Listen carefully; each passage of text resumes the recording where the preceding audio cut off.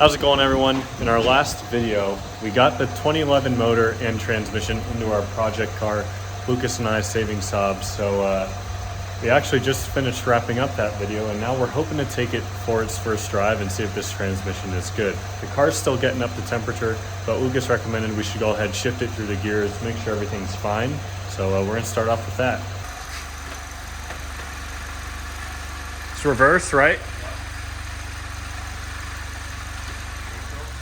Neutral, he said. And then drive. You want to take your foot off the brake, maybe? I put my foot on the brake and it makes noise. Okay.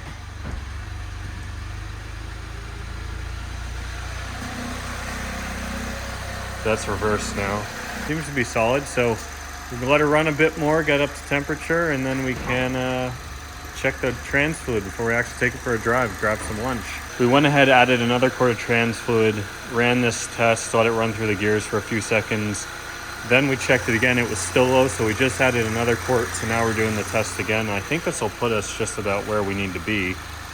But I think this car has a really bad, not only vacuum pump leak, really bad valve cover leak especially, to the point where it's leaving a little bit of oil underneath already. But we're gonna order all this from Saab. We're gonna fix this all in a future video. But for now, we just wanna take her for a drive.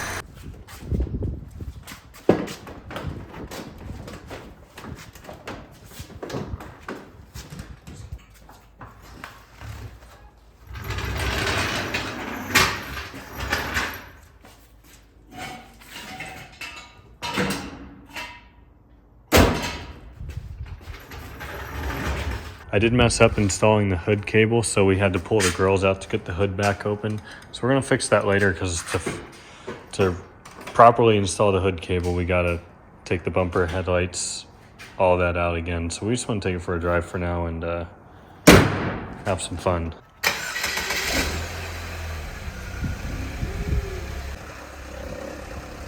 It's making a really weird noise.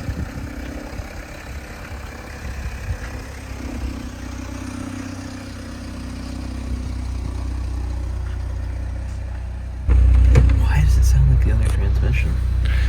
I don't know, man. That's not good though. When you get on the gas, it goes away though. It's moving under its own power. It's a start. You hear how noticeable that is? Yeah, it was definitely way louder when we first started the car. It's like almost not there anymore. But then as soon as you press the gas, the sound goes away. So it's a little bit weird, but pull out on the street here, see what happens.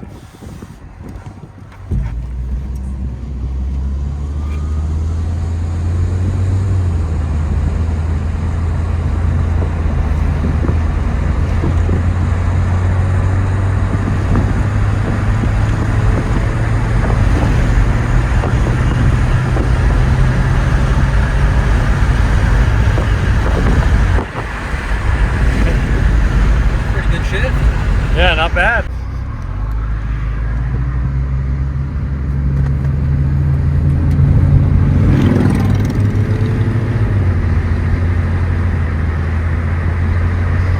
That feels like a little slow. Is it only making half boost?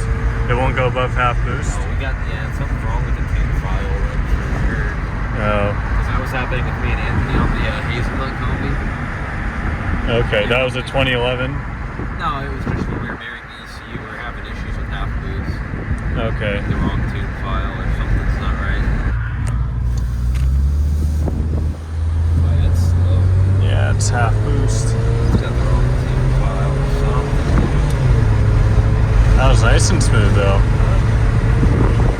We're still like not even up to 10. Right. So we had a fan code, a couple of check engine light codes that we read with the Tech 2, and like Lucas was just saying, we think it might relate to the fan relay or something like that, but I'm almost thinking that if the temperature gauge is acting up, it might have to do with the temperature sensor on the engine, but that could also be related to the code we're having.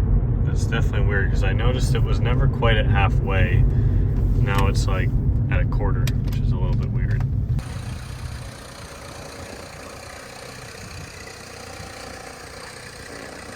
Yeah, this thing still needs a lot of work. This is disappointing for sure. But that noise is definitely weird. You'll hear when he puts it in the park, it'll go away. See? So this is in park. Reverse. Neutral.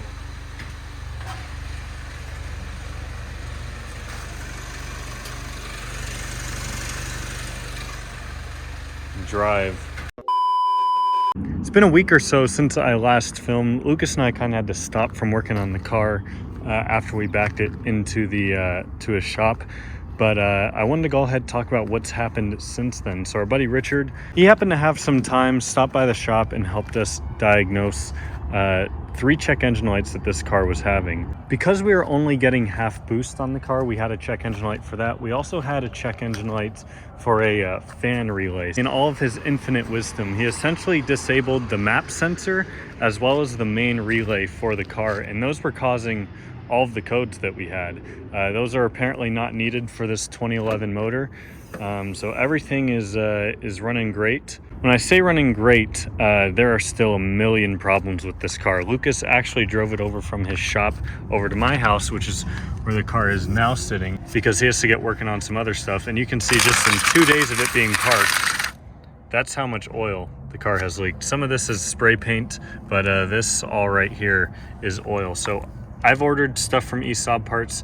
We've got a new power steering kit coming in, new vacuum pump kit, valve cover gasket kit, some new vacuum lines, new thermostat because the temp gauge was being all wonky. And hopefully that'll fix all of our leaks and our other big mechanical issues with this thing. Lastly, you might notice I have the negative terminal disconnected. That's because there's a parasitic draw somewhere in the car. Lucas and I are hoping it's because the amp is bad, and that's why none of the stuff on the interior works.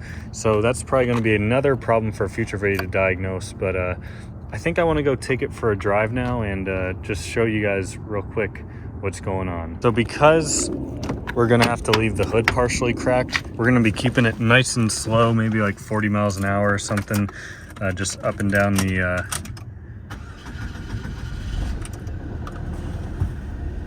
there we go. Also, that rattling noise that we heard very briefly, we also think, and from what we've been told from other people, is a heat shield. We kind of need 2 people to diagnose that. So off camera, probably sometime in the future, Lucas and I are going to look into that a bit further. But let's go ahead and take this thing for a quick little drive. When Lucas drove it from his shop down to my house, which is about 20 miles, he said the transmission and everything shifted great. This is actually my first time driving it with the new transmission, but he also said that Richard's little fixes to get rid of our check engine lights fixed the half boost issue we're having as well. So let's go ahead. I'm gonna just scoot it around until it gets up to temperature, and we'll just take it up and down the block. I've been driving it for about 5 minutes now, and I just realized the temperature is not going to go fully up because the thermostat is stuck open. And again, have a new thermostat that we'll be putting in probably before we drive it again after this. But it's making full boost. It's making full boost again, so that's great.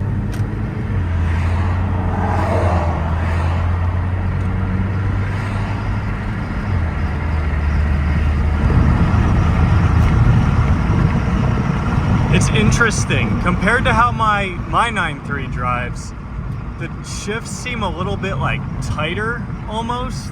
Like they feel a little bit more stiff, but like not necessarily in a bad way. I'm not exactly sure how to describe it. Seems to make decent power, you know, give it enough gas to downshift, and it's not shifting like, you know, like as smooth as a brand new car would, but it's not bad at all. I think this car really just seems to have all of its little kinks and quirks kind of worked out of it, because it's just got so many still. So hopefully soon Lucas and I will start tackling all of the mechanical stuff. We can start working on a lot of the gross and broken things of this interior after that, and hopefully before too long we'll be able to pass this on to another Saab enthusiast. Please go check out Lucas's Instagram at Saving Saabs, his website, if you need any help repairing your Saab. He's a great resource. And thank you guys all so much for watching. Stay tuned for the next video on this thing, and I'll see y'all next time.